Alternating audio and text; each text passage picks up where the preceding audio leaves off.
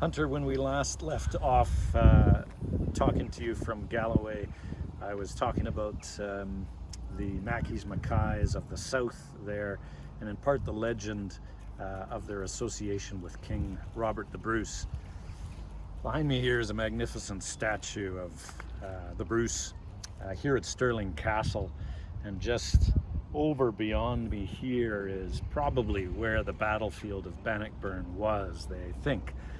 Scholars aren't quite exactly sure just where that battle took place. You'll recall, and a number of our clansmen will probably also recall too, that it is said the Mackays came down to fight for the Bruce in that battle of Bannockburn. Bit of a mystery as to why they would make that long trek from the far north, because indeed by that time, if we subscribe to the theory that the Mackays were removed from Murray, by that time the Mackays were up in the far north in what is now Sutherland, centered around Strathnaver. Be that as it may, they made it all the way down here to fight for the Bruce at Bannockburn and ultimately for the liberty of Scotland.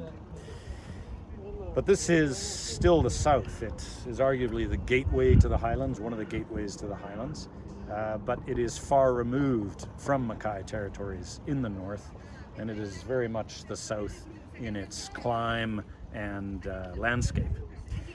But I wanted to introduce to you another Mackay, Janis Mackay, who is a author from Edinburgh, and who's written a number of children's books and young adults books, as well as starting to read now, or starting to write now, books for adults. I believe her latest is The Watchmaker's Wife, but she's written a number of wonderful children's books, and indeed also fiction for young adults, the Time Traveler series.